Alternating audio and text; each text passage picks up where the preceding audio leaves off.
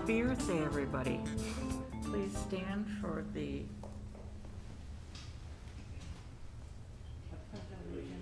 to the flag of the United States of America and to the republic for which it stands, one nation, under God, indivisible, with liberty and justice for all.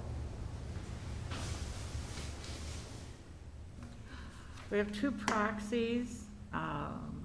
David Welchel has given his proxy, undirected proxy, I take it, to Jerry Barron, and David Brandenburg has given me his proxy, half directed, half undirected.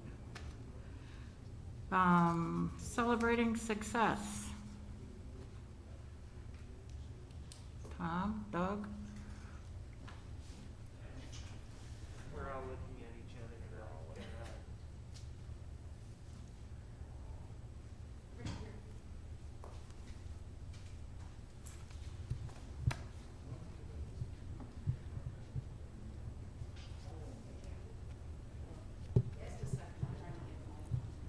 Is this on? Okay, very good. So the first one I would ask Stacy if you could come forward. Or did you want to read it? I don't mind. Okay.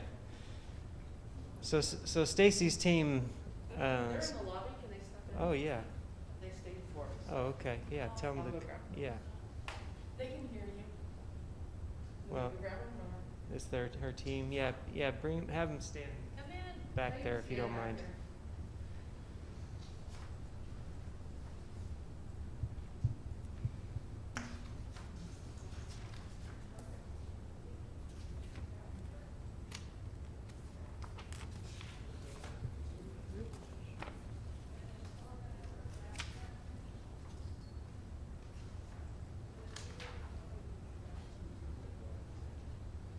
There's no sound out here. No sound. No sound. Check. Check. Mic check. It only works if you start singing a song. Thank God you didn't say telling a joke. Hey,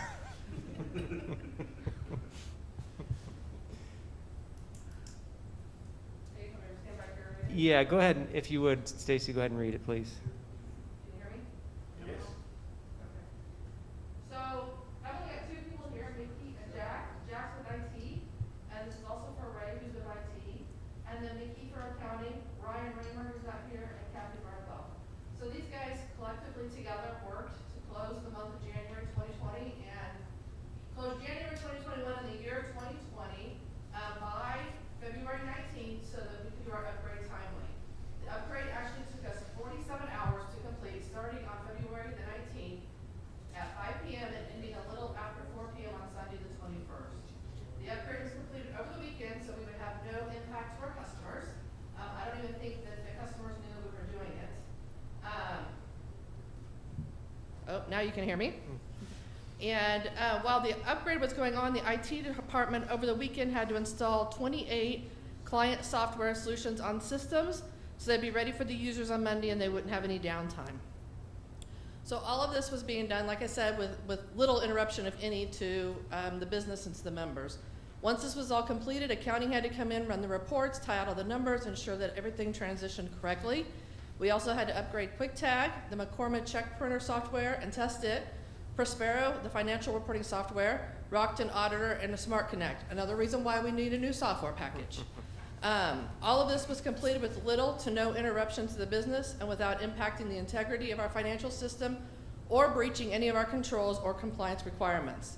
As part of the rework, the IT department was even able to do a lot of the work in-house, so they saved us a little over $2,000 on the project that we had budgeted to outsource. So it was a huge undertaking that the group worked together to get this accomplished and made it look easy. So I just want to say thank you to them for all their hard work over that weekend, because it was an entire weekend, to get it done without impacting any of our members. Thank you very much, you guys. You guys are awesome. I present that to you. Thank you. And this was the GP upgrade. I failed to mention this was the GP upgrade. And keep in mind with the new software, we will not have to do this because we will get all of our upgrades as we go. So anyway, thanks guys, and we'll be scheduling a lunch with Tom and Doug to celebrate. So good. Now you want to bring. Next up is Roxy Goins. If you could come up, Roxy. Okay. Roxy doesn't like to be recognized, but here she is against her will. She didn't know that she was being recognized tonight, so I'm excited to present this to her. In anticipation of the upcoming board election, Roxy processed over 1,000 membership transfer requests to ensure those people were entered into the system in time to cast a vote. There's a great deal of work involved with updating membership records of people who buy a house or property in Bella Vista. Roxy spent a considerable amount of time to have these new customers entered prior to the March 31st deadline. Countless hours trying to get these membership records updated so that they would have the opportunity to vote. So thank you, Roxy, for your dedication and excellent customer service. She's always going above and beyond, so I'm proud to present this to her. There you go. Good work, Roxy.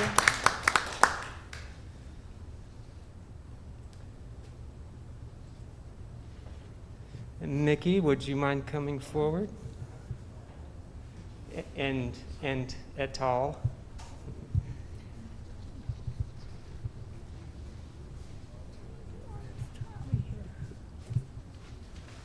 All right. I would like to recognize Shonda for her excellent customer service.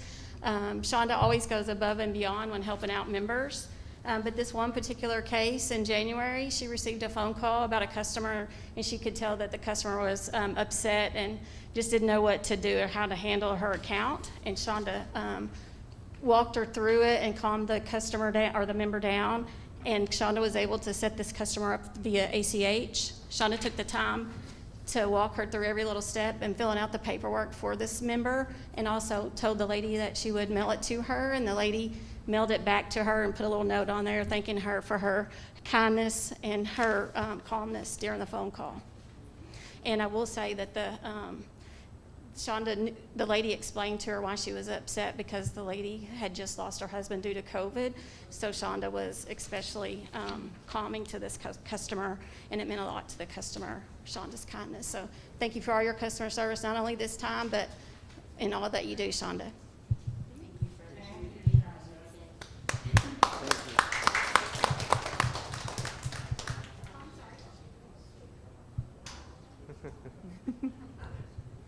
Thank you for coming in tonight. We appreciate you. Good job.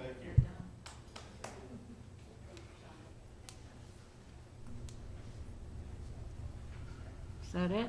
That's it. Approval of minutes, the March 25th regular board meeting. Do I hear a motion to approve? So moved. Second. Discussion? Vote? Oh, well, all those in favor? And Jerry, you got your proxy, you're voting in favor as well? Yeah, I'm Okay. voting in favor. Jerry Hover voted in favor, and I can't tell about Mike Ebb. Aye. Aye, so it's unanimous. The April 15th work session. So moved. Second. Discussion? All those in favor? Mike? Jerry's yes. Yes. Thank you. The April 8th executive session. The directors discussed an allegation of misconduct filed by a property owner against Director David Welchel. Director Bidwell motioned and Director Abb seconded that Director Welchel violated policy 2.06, member conduct. The directors voted 6-0 that Director Welchel violated the policy. Chair Brandenburg abstained. Director Fosdick recused herself. Director Abb motioned and Director Bidwell seconded. that Director Welch will record a video apology to Director Fosdick and to the membership, which will be posted on the POA's website and Facebook page. The directors voted 5-2 in favor of requiring Director Welchel to record the apology video. Chair Brandenburg and Vice Chair Sinkus dissented. Director Fosdick recused herself. JAC committee reports. Tom? Committees have sent in summaries of what occurred at their meetings. Rick Eccles updated the group on the progress of the Rayburn drawdown. The valves have been replaced, and the lake is beginning to be allowed to refill. Rick and the team are still investigating the source of the water that created the sinkhole next to the dam at Lake Ann Spillway. More details on the origin and repair to follow. Boat registrations at this point are up 19% over prior year. Trey Anson gave a report on slip rentals, a review over a 3-year period showing how they have steadily grown, and we're told that all the slips will be leased out in full this year. Potentially a couple of the harder to get to may not, so I'm sure I shouldn't have used the word full, but near full. And at next month's board meeting, the Lakes Committee is going to discuss which lakes, if any, will be lowered next year. At the Golf Committee meeting, Daryl reported how rounds are up for the month of March, very strong showing. Also, the range balls are way up once again. The new mats were installed at Tanyard Creek. Merchandise sales have been very strong, double the budget for the month of March. The custom fitting is really proven to be very successful. And Keith talked about the impact of the freezing, which we had last night again, and how that is pushing back when the grass will start growing. He shared an article about how a new study put out, you take the daytime high, the nighttime low, and you add those two numbers together, and when they hit 150, that is when Bermuda will start aggressively growing, and we can all report that that number has not been anywhere close to 150 in recent days. So it is delaying when the golf courses are going to green up. For the Rec Committee, Joan reported about the success of the curbside Easter egg hunt. We had not as many as last year, but a lot of very happy, smiling faces. Pickleball courts are going to be painted fairly soon and should be playable fairly soon. Mini golf course has been laid out. Concrete is curing. Both of those projects are nearing completion. The campgrounds have been sold out most of the weekends, very popular. The trails have been very busy. The pools are getting prepped to be open for the summer season. And the plaque for the National Registry, Historic Registry for the Bella Vista Country Club will be on display soon. And that's a summary of the 3 committees. Thank you. Stacy?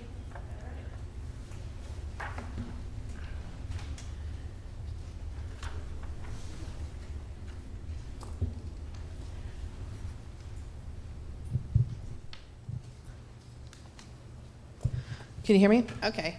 So we took a little bit different approach tonight to the financials.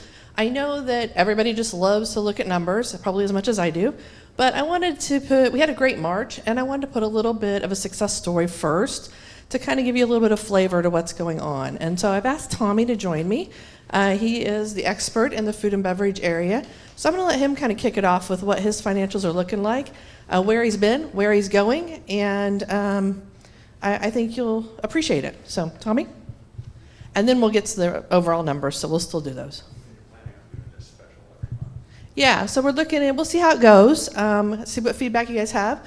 But it's something I think it would be fun to do every month and maybe get a different director in here to kind of talk about their area and what they have going on in more detail than what I give you, so.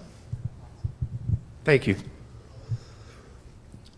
Food and beverage, actually, all of the areas did very, very well the first quarter of the year, and we're ahead of budget by a significant amount, so we're hoping we can maintain that momentum. One thing we'll talk about, but I wanted to show you that big ugly blue container that we've got down in Blowing Springs. That's kind of the first concept we have of what it's going to look like. I'm going to get, as soon as the city grants our conditional use permit, I'm going to get all of our pictures and things of what we're planning to do with it to Buddy at ACC, and he seems very confident that we'll be able to continue to move forward. On your left is the new look at Highlands Pub and Patio. That's the old dining room. We've turned that into a game room, dropped in some new ceiling tiles, did some refinishes, and it's looking really nice. In fact, last night it was packed. Every table in the game room was full, the bar was full, the secondary room was full. So very, very glad to see that. Something else that came to us this week, we participate in what is called Hilton Honors. And people who have or signed up for that can gain points by dining at our restaurant. Well, then Hilton Honors Dining sends them surveys about how we performed. And it came out this week that BV Bar and Grill was a member favorite and first on the list of recommendations, and Lake Point was actually second. And the other restaurants that were listed were in Rogers and Bentonville. So pretty happy about that. It's award-worthy cuisine near you. I thought that was pretty cool. Okay, how are we doing? BV Bar and Grill, year to date, our sales are $297,000 versus the $263 budget. Cost of goods, of course, is elevated because of the additional sales, and we're running about a 40% total cost of goods, which is right where we want to be. We always want our cost of goods and labor to stay below 75% because that puts you into the profitability mark, and as you can see, that's right where we are. $3,000 over a budget of a $4,000 loss. Lake Point, again, and this is without banquets right now. We've had a few, but not as many as we would normally have because of the situation, but they're exceeding sales and keeping their operating expenses going there. It costs a little bit more in labor right now at Lake Point, well, through the first part of the year because we were so spread out to maintain the seating, but we're seeing those margins close. And out at Highlands, again, we used to do good to do $5,000 a month in sales out there. We're doing $5,000 a week now. So that's really, really good news for us. BV Bar and Grill opened in 2018, really become a neighborhood hangout. You can go down into the bar every day and just see about everybody you know. It's a value-centered menu. We run daily specials and promotions, and of course, terrace dining. Lake Point, we opened in 2017. When Chef Jerry came on board in late 2017, that's when we really started turning the page there and moving towards a new evolution of the menu, which has become very, very popular.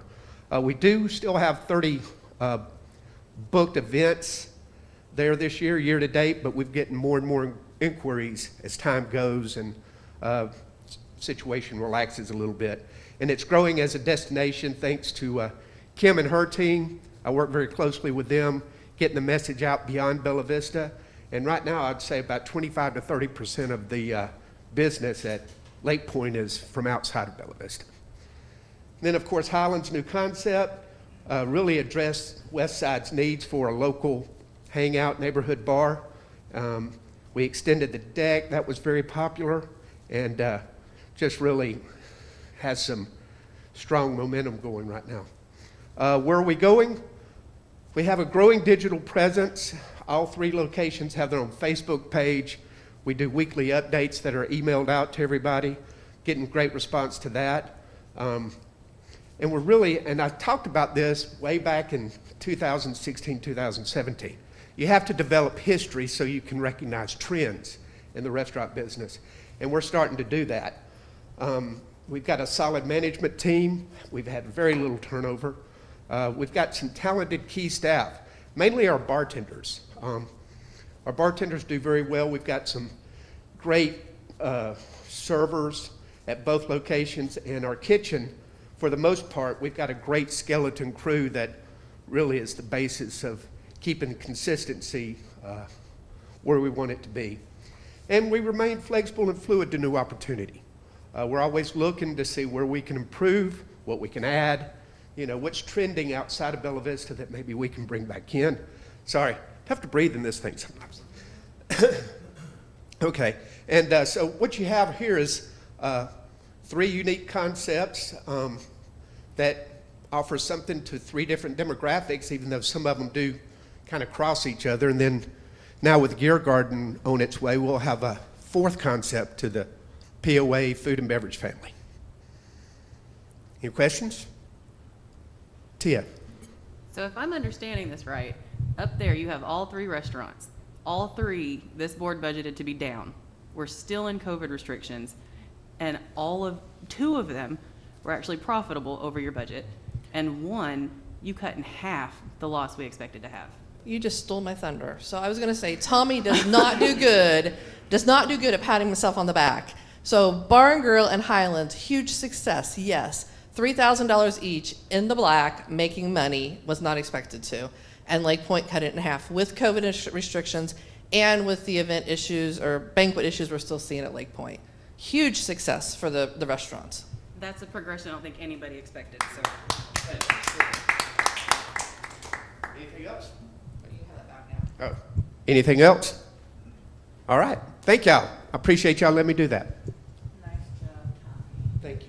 I need the clicker. Oh, yeah, there you go.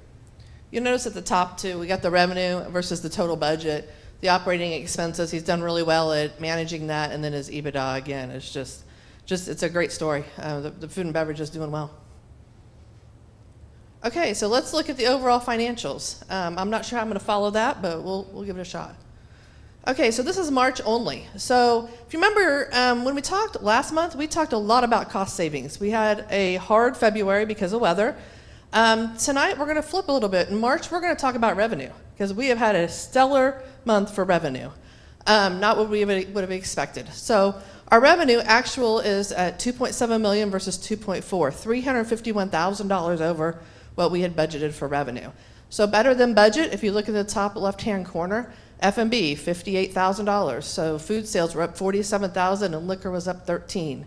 Golf, incredible, up $107,000. The annual green fees were up $25,000. Green fees overall, $34,000. Every one of the golf courses hit their budget for green fees. The pro shops up $24,000. Recreation overall is up $31,000. The RV park is it's hitting on all cylinders. They're up $20,000. Boat rentals are up $3,000 and facilities are up $5,000. Lot sales up $16,000. Transfer fees, this is an interesting one. Would never ever have guessed the real estate market. Transfer fees are up $60,000 for the month of March. Shows you how busy we are. And then water new connections are up $25,000. Worse than budget, we're still watching activity cards. Think some of that's probably timing. Water sales are down a little bit. RV storage is down a little bit. If you look at year to date, a lot of that's timing because we were over last month. And then facility fees for the banquets, obviously COVID's down about $6,000. Cost of goods is up, which you would expect. So the pro shops is up about $18,000. Food and beverage is up about $21,000. Worse than budget. And that kind of goes in proportion with the revenue. So I actually went back and looked at some percentages and things to make sure we were still in line given our revenue was so high. And it is. It's right where you would expect it to be. Salary and benefits, we're at $955,000 compared to a budget of $1 million. So a variance of about $52,000. Last year we were at $880,000, but remember March was kind of when COVID hit. Other expenses are at $805 versus $820, so $21,000 there. And then total operating expense is 1.76 million. So we're still down in our operating expenses by 73,000, but you're starting to see some of that timing come back that we talked about last month. It's not quite as far off as what it was last month. And we'll talk about operating expenses here in just a second. And then our EBITDA, we ended at 688,000 compared to a budget of 341. Amazing, a variance of $347,000 for the month of March, driven by revenue, not by something that's controlled through cost savings, but by revenue. So it's just a great March. Gross profit, food and beverage is running about a 60% gross profit, which Tommy just talked about.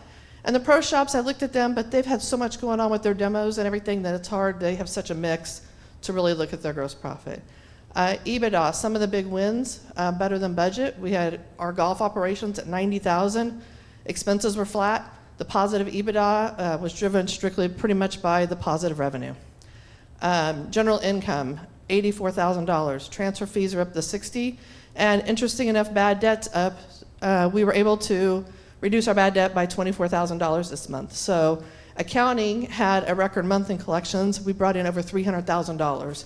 And with bringing in all that money, which is normal in March and April, you got tax returns, you got stimulus and stuff, so that's not going to be an every month thing. But because of that, we brought down our bad debt by $24,000. I would not have expected it. Recreation, $60,000, $30,000 due to the revenue variance in the RV parks, and then the $30,000 under budget in various areas. So the expense variance is primarily driving primary timing for the recreation. So just a great March. So I wanted to make sure we talked about March before we talked about year to date. Oh, I guess I got the clicker. All right, so I'm used to you clicking. So POA, this is POA only year to date. So if the top left-hand corner, let's talk a little bit about revenue. You can see how January's up, February came down, we all knew that, and March has gone back up. Revenue better than budget, $220,000 year to date. F&B's sitting at $45,000. 55 in food, and then they're off by 10 on their facility fees.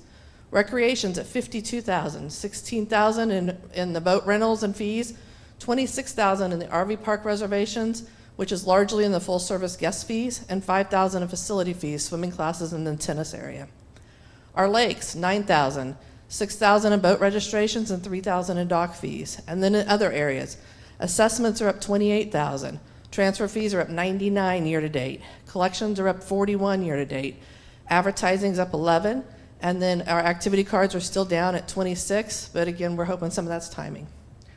When you look at your expenses, you see the same trend. You know, you're starting high, and in January, we talked a lot about the timing of expenses in February, and we're starting to see some more of those expenses coming in March. Salaries and benefits, so $176,000. We know that a lot of that's due to open positions, hard to fill positions, delay due to weather. We've talked a lot about that this month. Membership, training, and travel, $30,000. Conferences were canceled or going virtual. Maintenance and repairs, $105,000. Timing and catch-up due to weather. I looked at that one, and we'll talk about it a little more here in a minute. Advertising, $25,000. Sales are picking up. You saw what the restaurants are doing. They don't need to do a ton of advertising. Bad debt, $29,000 year to date. We talked about that. And then over budget, we got professional services of $8,000. Doug's expensive in his legal fees. And our credit card fees, $8,000. Of course, sales go up, your credit card fees go up. So that's where our expenses are. And then EBITDA. EBITDA is at $1.2 million. Just amazing for March, for year to date, for first quarter. We're better than budget by $667,000, and we're better than last year by $1 million. General income, $169,000. Transfer fees, collections. Recreation, $130,000. Golf maintenance, $90,000. Marketing, $40,000, and F&B, $33,000. So just really a great year to date, great quarter. This is just kind of another snapshot. So you can kind of see we're hitting on all four. I talk about revenue, gross profit, expense, and EBITDA off to the right. And I say at the bottom, all four metrics are better than last year, but they're also all four better than budget. So we're really doing well. So our revenue, you can see, is higher than last year in budget. Gross margin's higher than last year in budget. Our expenses are down. Part of that's timing. Part of it's the salaries we've talked about. And then, of course, our EBITDA is well above budget and last year. So let's talk about water. This is just water. So water is pretty flat. The actual to budget, you couldn't have budgeted any better. 2.23 actual and 2.23 budget. Cost of goods, they're a little bit over on their cost of goods. We talked about that last month, and that they have a timing or a delay when their rebate kicks in on their water sales. Gross profit, actual is 1.67 compared to a budget of 1.68. Operating expenses is 815 versus a budget of 853. So they're just short of their operating expenses. And then EBITDA is 855 versus a budget of 828. The picture at the bottom is just kind of the same picture, they're pretty flat. They budgeted well, revenue's where it should be compared to last year and compared to budget. Top right-hand corner, so there's your expenses. And Jan had asked in one of the prior meetings about salaries, so I put that up in the right-hand corner. And you can see that salaries actual for them year-to-date are $241,000, budget's $253, and last year we were at $267. So we're actually down from budget and we're down from last year. And then I did POA too, but they're split out. And then this is just kind of a summary of their expenses. Revenue, water sales are $23,000, and new connection lines are $3,000. Some of the stuff they're off. Intercompany interest, they're down $10,000, and that's the intercompany loan because of the rate changed after we budgeted. And late fees are down $16,000. They didn't add any late fees in February due to weather. Expenses, there is nothing under budget. They're all right on. Salaries and benefits, $16,000. Membership, training, and travel, $8,000. Equipment and tools, $7,000. Supplies, $6,000, and postage, $6,000. So let's talk about the POA expenses by category. So up in the right-hand corner, Jan, your salaries and benefit question you had. Our actuals were at 2.33, budget of 2.52, and last year we were at 2.61. And then the bottom is just kind of a breakout of all the different ones and where we're at. And so I drilled into expenses a little bit more this month and just looked at them myself, because we've talked a lot about savings versus timing. So on the savings side, payroll and taxes were at $185,000. That number's a little different because it has some health and different things in there that we didn't peel out, we peeled out before. But we budgeted for positions that are still open and the weather in February. The payroll POA is 166, and the taxes is 7, and the water is 11, and taxes are 1. Bad debt, we talked about that. We're at 30,000 of that. Additional collection campaigns, the economy opening back up. I really think this is going to be some long-term savings here. We may see a little bit of swing throughout the year, but I think it's pretty solid. And then membership, training, and travel, 39,000. And I think this is a split. Part is due to conferences being virtual and cheaper or canceled due to COVID, and part of it's timing. You got some local travel in there with your people driving around doing inventories and different things. And then on timing, so we've talked some about timing, and this was an example I wanted to share. Maintenance and repairs, 105,000. You might ask yourself, why would we have timing of 105,000 in March? That's a lot of money. Well, we budget flat in some areas, so you have no idea when something's going to break down throughout the month. So you can guess what month it's going to break down, or you can spread it evenly across 12 months. And some directors choose to pick a month that they think it's going to happen in, and some just spread it evenly. And so what I saw is we had some bigger numbers that got spread evenly where they feel they're going to have repairs sometime this year, but they're not exactly sure when. And so luckily they must not have had the repairs yet, but they will at some point. So I do believe that that's still timing. Maybe when we get to the end of the year it won't be because we didn't have the repairs, but we don't have a crystal ball, so it's our best guess.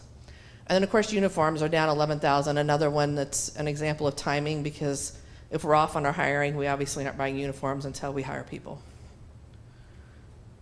So this is just kind of a snapshot of EBITDA by department. So you can kind of see everybody's contributing to the EBITDA savings all the way across the board, general income being the biggest one. Golf ops is still down by 25, but you know what? They made such a huge increase this month that I really think they're coming into their busy season and they're going to have a different story next month. So for the loan, so not much difference here. We paid another $50,000 towards our loan commitment of the $280. We've paid $150 now year to date. And on 12/31, we had a $2.92 million balance, and right now we have a $2.77. Again, our commitment's $280, and we're on track to have our commitment paid off in the first 6 months before we kind of fall into that cash shortfall at the end of the year. If we end up at the end of the year with extra cash, then we can make a larger payment at that time. And then this is just the one pager that you guys had asked for. The only thing on here we haven't talked about is really the cash balances, and the POA is sitting at $2.4 million and the water's sitting at $3.4 million. So, and that's it. So, a lot of information, I get it. Questions? I think I'm kind of speechless. Good. No, I'm joking. Thanks, Stacy. Thank you. You're welcome.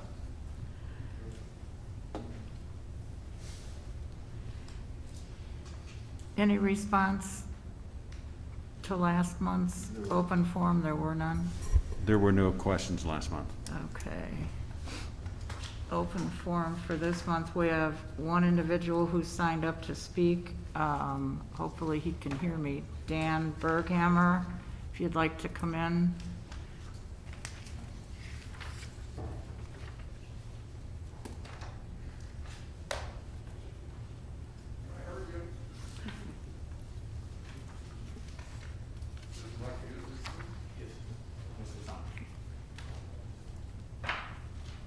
Okay, I'm Dan Berghammer. I'm a board candidate, live on Kensington Drive, and I'm going to talk about the presentation that was made for the automation systems in the working session last week. I'd like to thank Tia Bidwell for her concerns about accounting for the money. First off, and importantly, I'm all for automation of the workplace, but where did the money come from? Let's remember this, we just came off the worst year of business in recent times due to the pandemic. The POA was virtually closed for a year. In spite of this, Tom Judson was able to get his department heads to cough up about $400,000 from their budgets for this project. Here's a short summary on budgets. When budgets are created by department heads, they include monies for everything they need. And then most managers add in a little contingency money or what-if money. This isn't necessarily a bad strategy until the end of the year. If they see that they haven't spent all of their allotted money, they know they won't be able to justify it for next year's budget. So they spend the money, and then next year ask for more. So again, I ask, under these circumstances, remember, worst business year ever, how did these department heads provide this much money?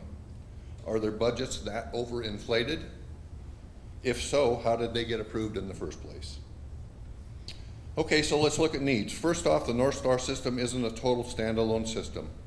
It doesn't have accounts payable, so you're having to augment this system from the get-go. What else is missing? From my personal experience, I owned a business. When I implemented the automation system in my business about 3 decades ago, I picked a system that did it all, including accounts payable, that is crucial to any business. It also did accounts receivable, payroll, inventory management, shrinkage control, online ordering, and even did pass off to the general ledger. I could literally print a financial statement at the touch of a button anytime I wanted. Surely with the advances in technology over 30 years, the type of system you're looking for should have all the functions needed in one platform. And regarding this financial investment, as Tom Judson said, this is a whole lot of money. Seems to me like there's something missing in the equation for this amount of capital outlay. Where is the ROI, or return on investment? Tom Judson said it will make it much easier to do business while keeping our maintenance costs about the same as the old system. That should be a given. But for this much capital expense, shouldn't there be a significant financial gain to be had, along with just making it easier to operate? My system provided me control over my profit margins, which increased 7 to 8%. That alone paid for the system in pretty short order. I believe there should be a measurable financial gain to be had with this much capital spending in the amount of almost $500,000. Thank you, Dan. Are you interested in hearing the rest of this? There's only one speaker. Since We're limited to 3 minutes, sorry. You're kidding. No, I'm not kidding. This is a lot of money. I'd like to ask for an exception so I can just read a few more paragraphs. There are no exceptions. Thank you very much. Thanks,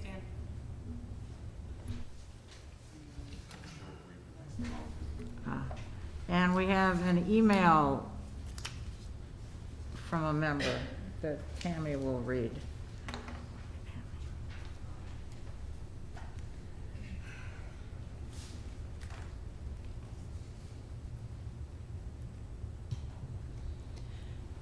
This letter is from Stacy Berger, Headley Circle. My questions and concerns are in regards to the new beer garden that will be opening in the Blowing Springs Park.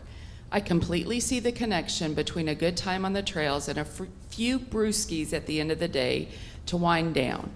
But is the shipping container that recently showed up at Blowing Springs going to be the beer garden? If so, has the board considered the ACC guidelines for such a structure? Also, according to the USDA, these containers are not safe to serve food and beverages out of due to the risk of the acidity in the food or beverages causing erosion and potential for zinc leaching into the food or beverages that will be served. In addition, whatever this shipping container is going to be used for, the board should note that these containers in general have high levels of chromates or lead in the paint due to the marine coatings. Even the very recent non-toxic phosphate paints are toxic to fish. So I would question its close proximity to the natural spring and the marine life that calls that spring home. Again, I totally see the need for a resource such as a beer garden amongst the biking community, and I think it's a great way to spark some revenue. But I also have a bit of concern in that this particular location shares the entrance and exit of an elementary school and a children's bike park. With all of the great properties that the POA owns, is it possible to put it somewhere else? Thank you for your time.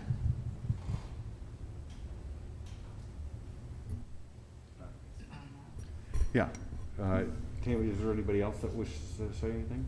There was none at that time. I can go check. Why don't you check just in case?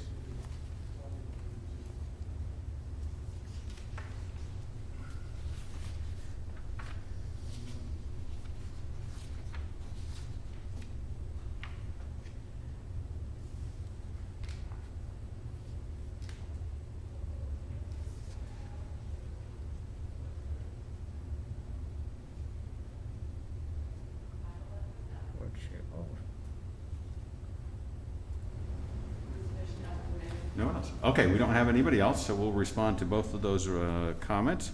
On the first one, I encourage our property owners to view our financials from last year. We actually had a very good year. We exceeded our budgetary goals, so last year was not our worst financial year.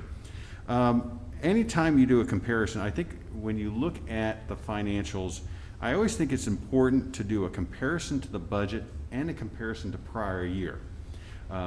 Because those two different comparisons give you information as to how the property is doing. You know, when Stacy was doing the presentation today, she gave comparisons to budget, but she also gave comparisons to prior year. And I think that those two, when you look at those two different types of comparisons, it's very important.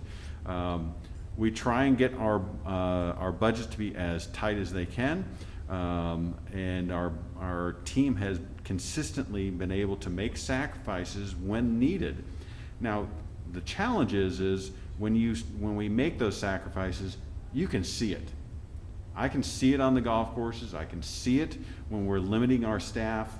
You know, we don't have as much staff as we really want to, and the customer service isn't where we want it to be. So I think our staff needs to be complimented in their ability to generate savings when needed. But we had a great year last year. As to the other issues, I encourage everybody to view the presentation. I'm going to do this very similar presentation tonight, but shorter at request. I encourage them to watch that. Okay, regarding the shipping container, before using a shipping container for the gear garden, we researched several venues currently using containers, such as restaurants, bars, offices, and housing. I've actually personally been to a restaurant that was made out of 100% made out of used shipping containers. We also did some research and got some information and standards by the Modular Building Institute and the National Portable Storage Association, so that we could make an informed decision.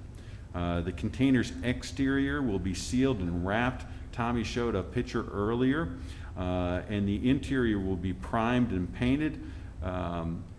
We have been working with the ACC, the city, ABC on getting approvals and permits for the beer garden. None of them have stated any objections or any concerns.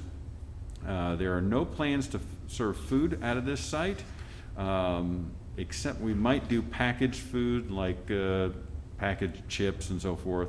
We'll be serving alcoholic and non-alcoholic drinks, mainly beer and wine.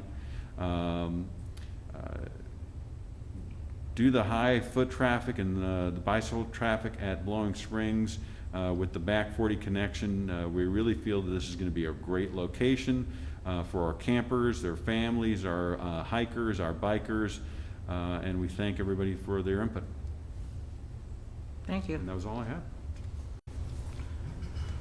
have. Again, Tom, report on non-performing lots.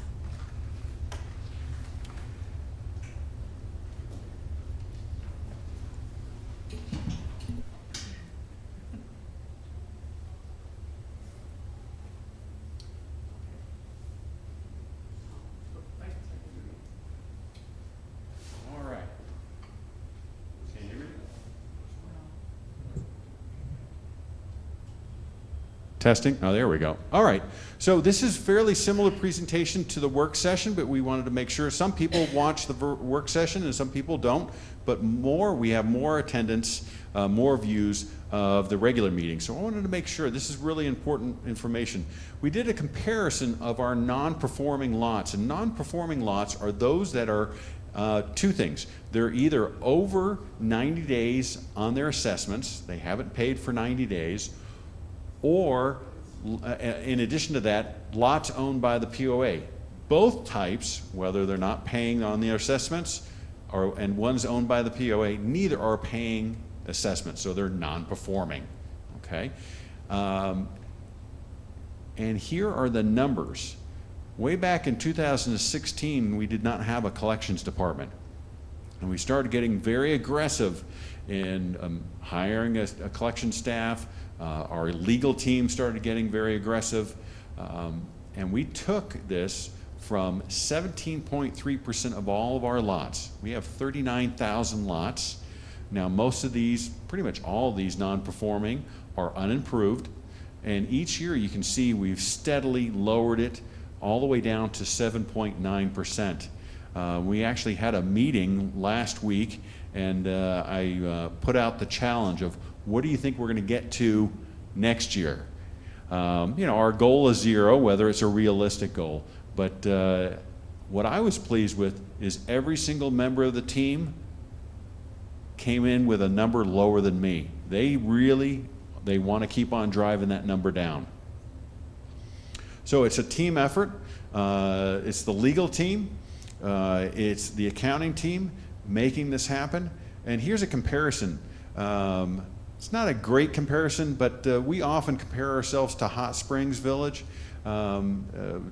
Whether it's a good comparison or not, you can make that decision on your own. But they're at 34.4%, and we're at 7.9%.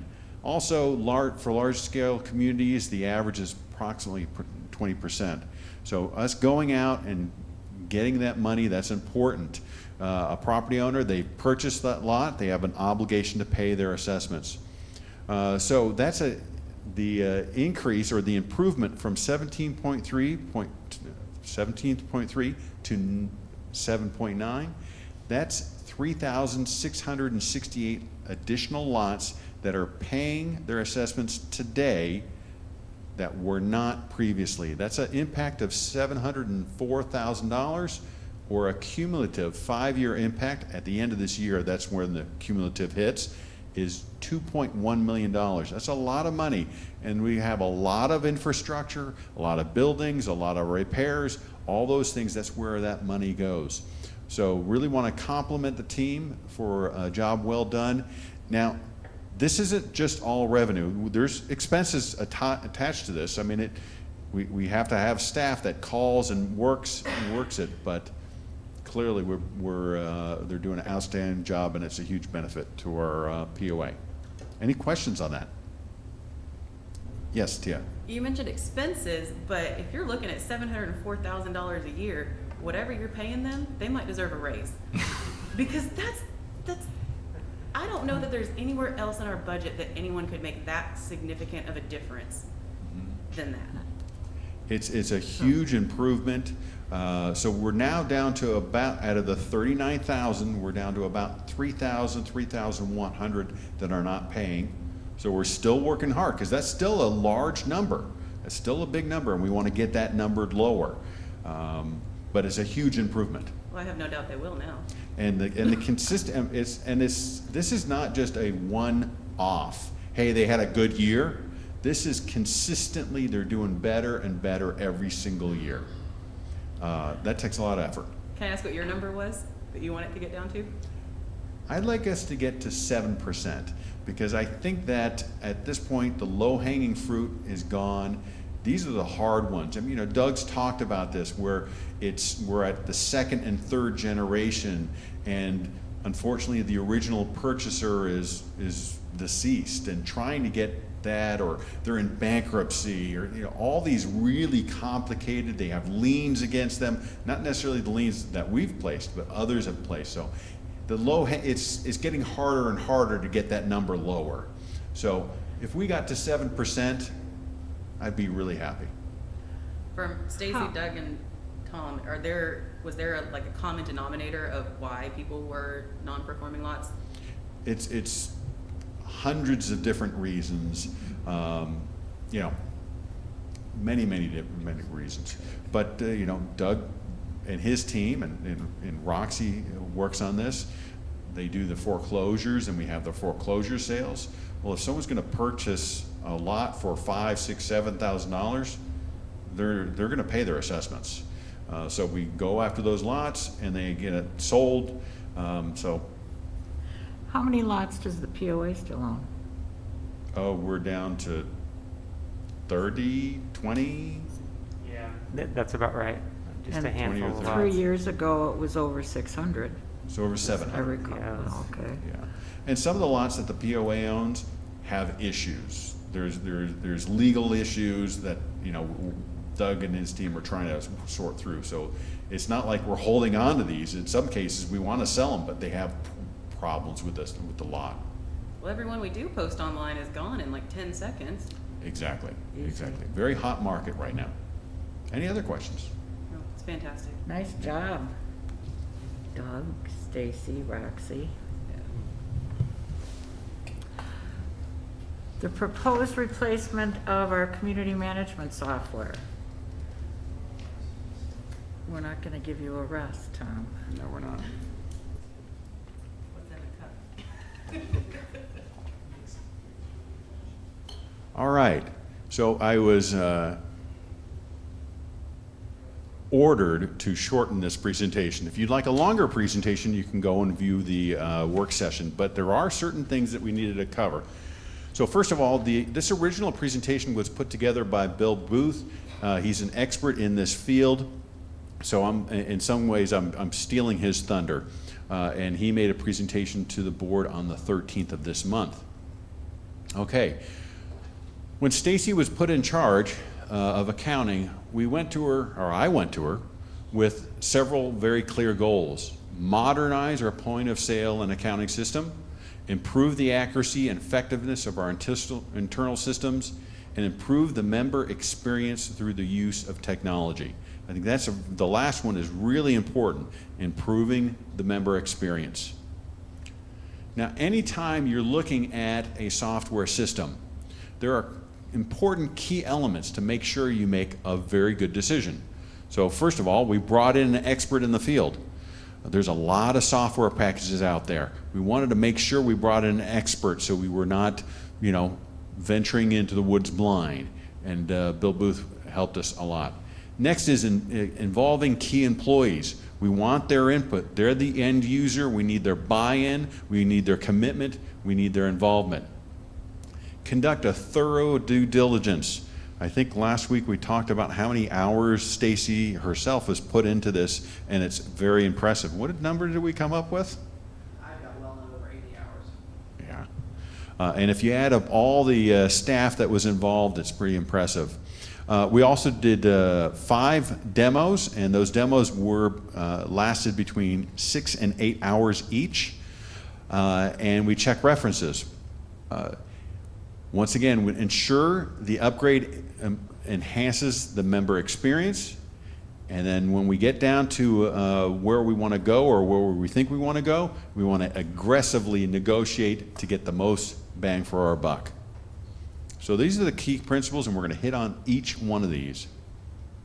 Okay, so first of all, Bill Booth interviewed 22 key staff members over a 25-hour period. He has a customized 1,500 item checklist that he uses in these interviews. Additional 25 hours of internal analysis by Stacy and the accounting team. On top of that, we just mentioned 5 demos. Every single one of these ran between 6 and 8 hours. So they had a total of 40 hours of demonstrations, 8 hours of staff evaluations where they come together and discuss it. And we also did reference checks. The community that I last managed is on North Star, one of the, don't want to get to it, don't want to reveal the ending, but North Star is the one that we're recommending, and that is what my previous community is using. I contacted a lot of the people that I know there, very high marks.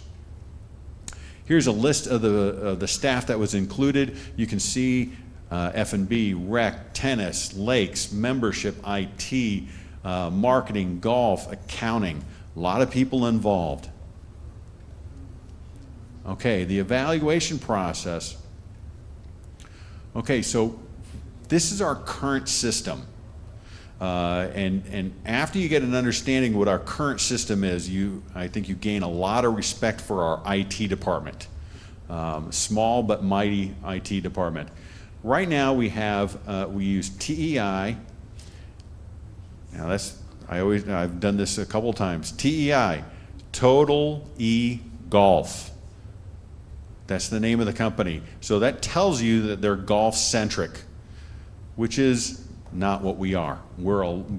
Golf is very important, but we're a lot more than golf. So we have 5 integrated systems right now, 11 standalone, on top of 9 additional standalone, and 5 manual. So in total, we have 5 applications that are integrated in TEI, our current system, 20 standalones, and 5 manual. That's not a formula for efficiency. With the software program and the package that we're recommending, we would integrate 24, go from 5 to 24 integrated systems. That'll allow these systems to talk and communicate so much better. Standalones, we'll still have 5. We'll go from 20 down to 5. And these are robust systems, and they make sense to keep them on their own. And then we'll have 1 manual, and it's really not manual. We're using Excel, so it's not 100% manual, but we're clearly upgrading. And here's a list of them. ADP, makes sense. ADP controls, administers 60% of the nation's payroll. Makes sense to have them as a carve-out. Taylor for the water system, it makes sense. And then F&B using Excel. Just makes total sense. But the key number is the 24 applications all integrated together instead of just 5. All right, we talk about the member experience. This is very important. So first of all, activity cards. They're going to be digitized wherever my phone is. You're going to be able to get in to Branchwood with your phone. That's going to be your membership card, your activity card. You're going to be able to get guest passes, and we're going to be able to push those down to your guests. It's going to make the member experience that much easier. Tableside POS. We're going to have the servers. They're going to have a POS system, an iPad. They're going to put your order in right as they're standing in front of you, and once they hit order, it immediately goes to the kitchen. That's going to save on ticket time, or the amount of time it takes to get your food. We call it ticket time. About 3 to 5 minute improvement. That's really important. Also, anytime someone's writing something down and then running over to a central computer and then retyping it in, it's an opportunity for a mistake to be made. By it going in directly in, makes it much easier. And when it goes into the kitchen, it actually goes into multiple areas. There's going to be a printer next to the hot section where they cook the hot food, and there's another printer in the salad section. So it actually splits, and it makes it much more efficient. Member portal will allow members to conveniently make payments online. Billing statements generated for investors. This doesn't apply to everybody, but is a complicated issue that we currently deal with. There will be single billing for water and POS. How many years have we been asking for that? And online reservations for rec classes, marina rentals, campgrounds, tennis. Everything online. Much more efficient, a better member experience. Management will be able to target the member's preference to tailor fit their experience. We'll have information, we'll be able to send customized emails out. The example I used last week was, let's say Jerry was a regular customer at Lake Point, and for whatever reason he hasn't gone for a year. Maybe we push out an email directed just to him and said, hey, you haven't gone in a year. Here's a discount, come on out, let's get you back. Our ability to get information out of our system, our current systems, is so difficult, and it's going to be so much easier with the new system that we're proposing. Members will be able to make purchases and print their own tickets for events like the 4th of July, member appreciation events. So for member appreciation events, you got to come in, you got to buy your tickets, and then you go back home. You'll be able to do it online. Curbside orders will be that much easier. The mobile app, this won't be for everything. You'll still be able to do it in person and calling up and so forth, but we're shifting a lot of these things to mobile, and that's the direction that the industry is going, and that's the direction where a majority of our property owners want, and make it easier on them. But you'll still be able to call member services, and they'll still be able to help you out. So if you don't have a mobile device, don't worry. Online tee times and payments will be extremely user-friendly, and members will be able to receive text messages from the pro shop. So let's say we have a half-hour delay because of frost. Well, we had frost this morning. We can put out a message to the people that are just on the tee sheet, very quick and efficient. Hey, show up 30 minutes late because of the frost, everything's been delayed. So much better member experience. All right, 2 different categories. We were so fortunate in bringing in Bill Booth because he's worked with those systems, and they're either HOA, POA oriented, or they're club community oriented. And so it's a confusing sea of different software packages. Very pleased that we brought in Bill. Here are the companies that we looked at. This is HOA, POA oriented. You can see top, strong reputation, been around since '88, 6 million doors, Yardi, Circa Connect. Some of these companies, you look at the bottom, Village Management System, they didn't want any part of it. We're too big. So you see that we looked at the HOA, POA side, and then we looked at the club side. Jonas has a very good reputation in the industry. North Star, and North Star is going to be the recommendation, but we're going to keep on talking about it. And then Club Essentials was another one that was like, oh, that's way too big. We can't handle you guys. Because remember, we have 39,000 lots, and we have 14,500 water meters. That's a lot of customers. And we have golf memberships, and we have activity cards, and we just have so much information. All right, now what we did was we got with all our staff members that were involved in this, and we had them rate each of these. We had 5 different demos, and the assumption that we gave them was our current system is a 5. Okay, so anything better than a 5 is great. Anything worse than a 5 is not so good. And you'll see that Yardi, Circa Connect, and Tops, this big white area here on the bottom right, they can't handle any of those things. There's no scores there because their system can't handle that at all. But if you look at North Star, you can see that North Star consistently had very high marks by our own staff. 9s, 6.5. We had a 5 down there, but most of them are 9s. And when you look at the other section, the ones that aren't covered by those 3, you see that a lot of 9s, a lot of 10s, a couple 5s, 8.5, 8, 9.0. So all very strong scores across the board and much better than the competition. The question marks are areas that we weren't able, under Jonas there was a couple question marks. Those were not part of the demonstration. All right, so we're recommending North Star to integrate all these together. So the other reason why we brought in Bill Booth is he's a great negotiator, and you'll see that the North Star retail price, it started at $460,000, and he was able to beat him up all the way down to $235,000. Now, North Star is a piece of the puzzle. Remember, we talked about the other 5 standalones. All right, so here's the total cost, and these next few slides are actually my slides and not Bill Booth's slides. So you see the initial cost is $377,500 with the 21 annual service contracts of $38,000. So you see the total purchase, total ask is $416,000. 2022 and ongoing will be $134,000. One of the things that Tia had thrown out at one of our meetings, and I can't remember which meeting it was, had said, let's see if we can get that flat for a couple years.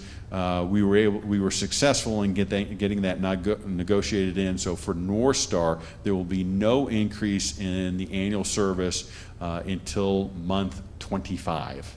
So we were able to get that solid. All right, so how are we going to pay for it? So some of this we were fortunate, and we were able to get some savings. A lot of this was labor. We provided a detailed report to the board on where the savings was because of the challenges that we've had. So first of all, in February, we were closed, the entire POA. So consider how many employees that we sent home for 4 straight days. That generated a lot of savings. The other thing that we're having challenges with right now is filling positions. Some people are calling it the new pandemic, trying to get employees. It's not, the unemployment rate in Northwest Arkansas is very low. So that generated a lot of savings. So we came up with $383,000.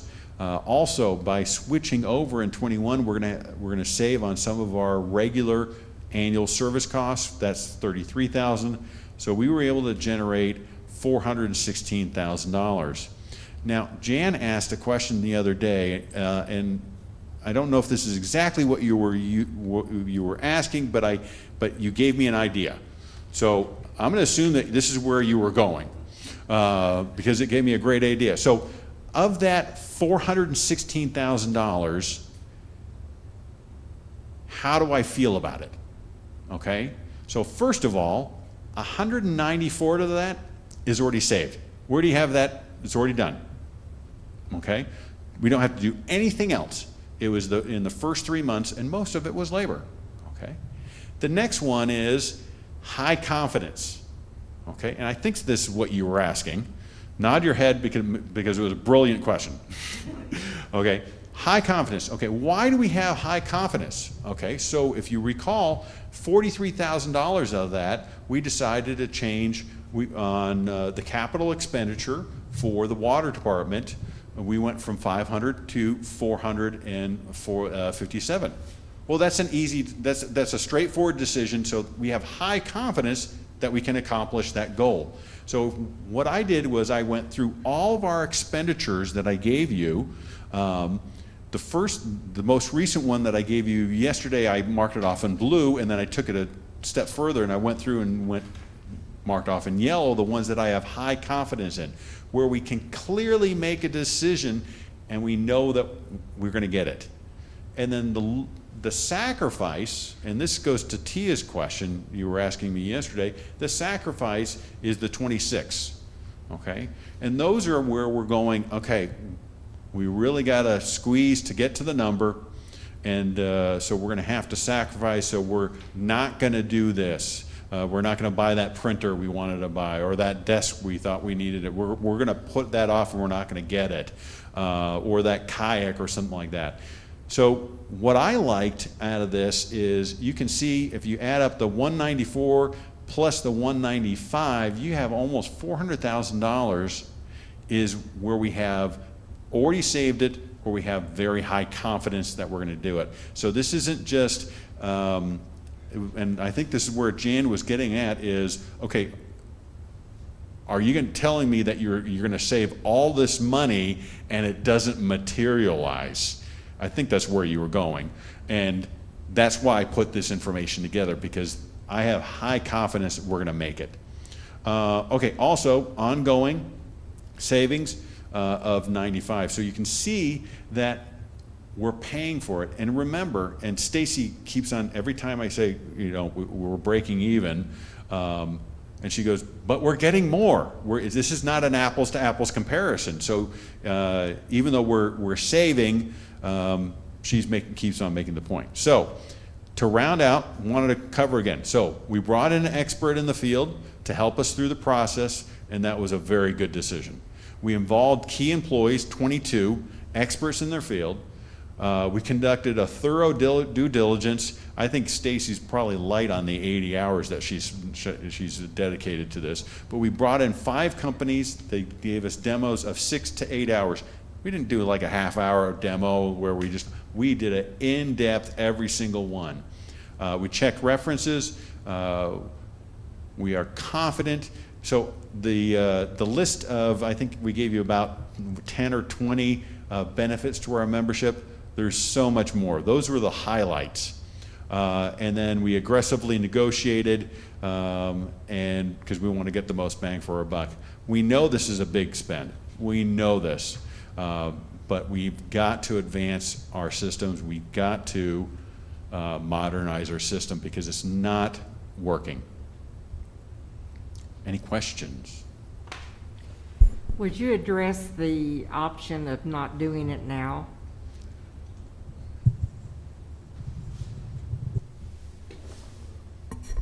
So, in speaking, so I was fortunate. I had a conversation with the president of North Star, and I believe in what he's saying is that we are doing very well in this pricing. I think that we've hit at the right time with the COVID and everything else going on.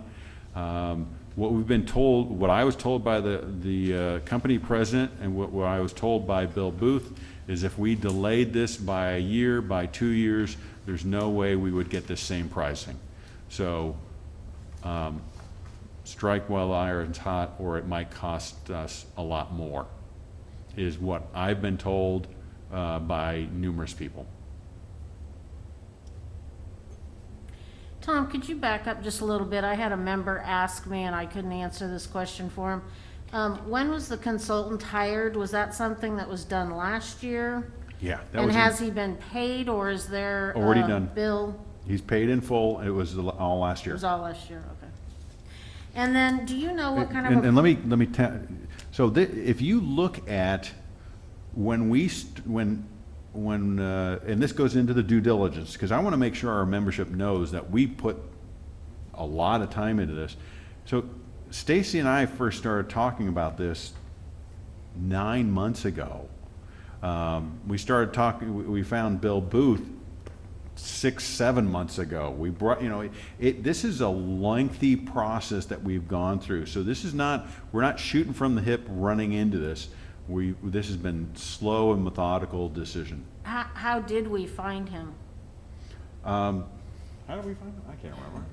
So we had How'd you reached find out him? to several different, he reached out to several different organizations that he's part of and asked for people that he recommended, And they sent me several, and I called and talked to several of them, and those seem to be the most, biggest expert, I guess, in the area, and knew our area the best. Come to find out that some of the people here at the POA, some of the directors actually knew him, from working on it at other organizations and different things, and so it seemed to be a good fit.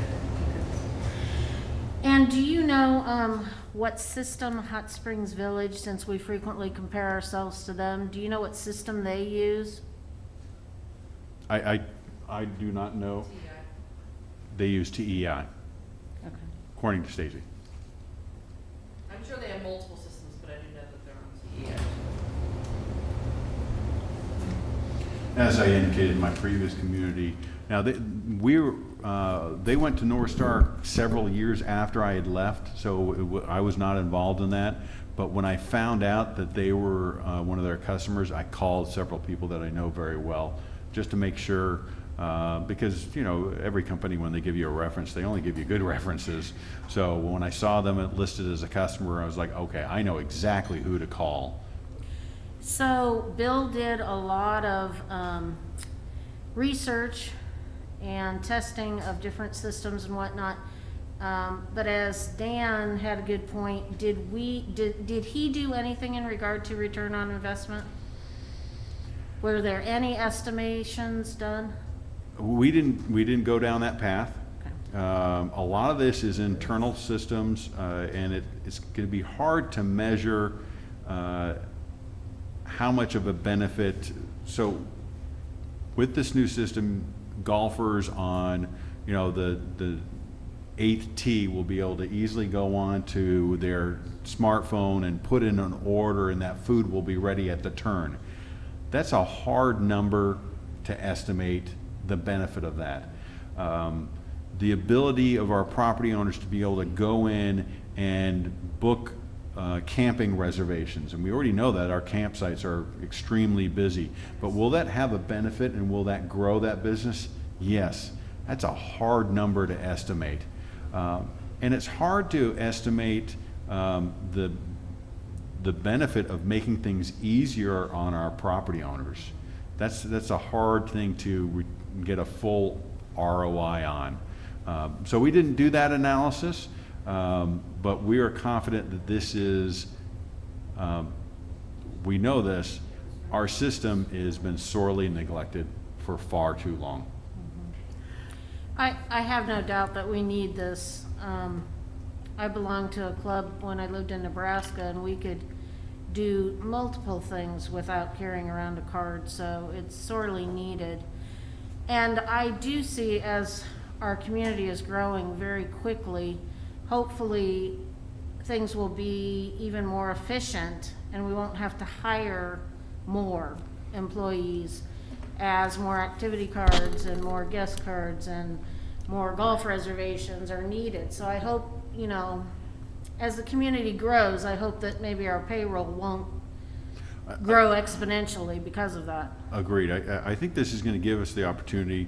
We're definitely not coming in here and saying we're going to save on payroll by limiting staff members, because I don't think that's going to happen. But I do think it's going to be able to keep, as you're indicating, maintain our current level even though we're growing, because if the mayor gave me a prediction of 500 or 600 additional homes just this year, that's a lot of additional pressure on the current staff. And by installing this system, I'm confident that we're not going to have to expand our staff, and they'll be able to absorb those additional homes. And if it keeps on going, my God, we could be at 17,000, 18,000 homes in a couple of years. Who knows? Can I get that in writing? Yeah. We may We not, have a recording of that. we may not have done a traditional ROI, but I think if you look at the additional benefits to the members, that's certainly a return on our investment. Improvements to Stacy's ability to manage the numbers. I tried really hard to do an ROI because it's important to me.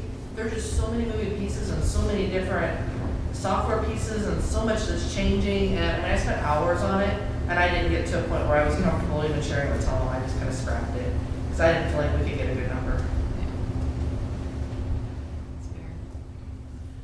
I just want to say thank you to the staff and everybody that worked on this, because over the past couple weeks that the board's been looking on this, we've had a lot of requests from you guys, mostly from me. I won't blame myself. But you guys turned it around so well, and the effort that it took to do this over the 9-12 months that you guys have been working, it's seen. This is such a hard pill to swallow as a board member to even consider voting on something this expensive. It's really hard, but you guys made it easy for me, I can't speak for the rest of them, to look at this and the details you provided us and answering every question every time I've called you guys, to fully understand and look at these numbers, look at the budget cuts, and know that I'm making such an informed decision on something this large. So I want to say thank you to you guys for that, because I think this is something that every member is going to benefit from. Like Sandy said, holding our labor and wages solid while we're growing. The possibility of reducing the activity card fee for members because we're not having to print them. Like, the opportunities that this presents in the future is huge. And there's no better time than now to get this done. You've proven it in these numbers. So thank you. Jerry Hover, do you have any questions? Mike, Ab? No. Mike? No, I don't have any questions. Agenda. I would like to add to what Tia said, that the questions I had concerning the numbers added untold number of hours to Stacy's busy schedule in order to break it out as far down as she did, to give us a good feel for the savings versus the actual results already, the money already saved. So I appreciate that, Stacy.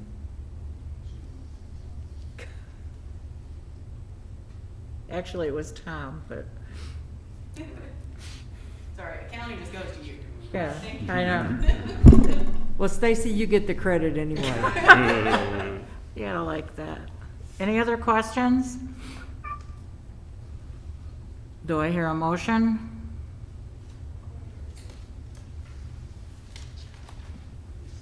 It's on page 77, yeah. Bottom of 77.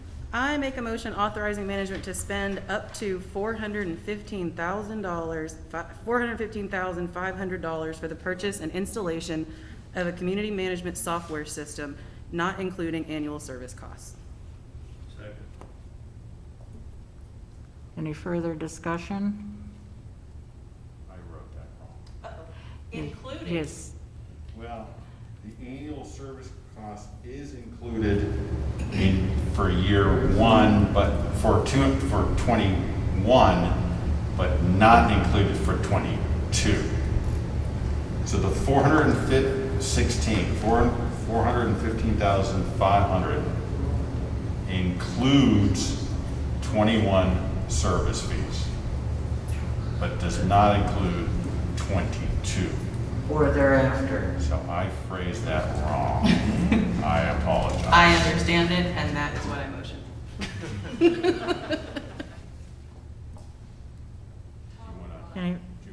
Any more discussion? Jerry, are you okay with, Yes. with what Tia has said? Okay, I'm good with that then. Go back and write it in the transcript. Any more discussion? All those in favor? Aye. Mike? Aye. It's unanimous. Thank you. Announcements. The Recreation Joint Advisory Committee meets Monday, the 10th of May at 4 p.m. It'll be in the boardroom as well as via live stream. I believe all of the JAC meetings are going to be hybrids in the boardroom as well as live streamed. Lakes JAC Wednesday, May 12th at 2 o'clock. Golf JAC Wednesday, May 12th at 4 o'clock.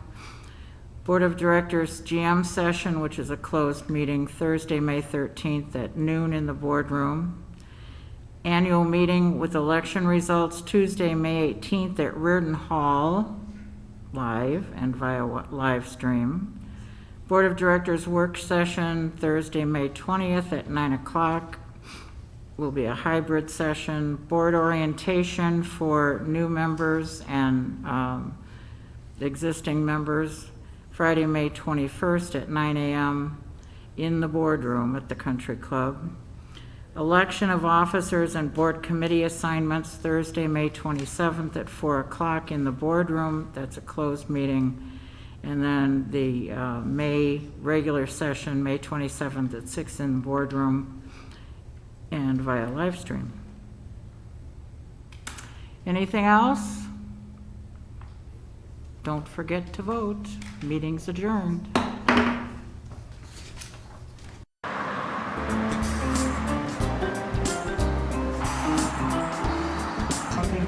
perfect. Thanks.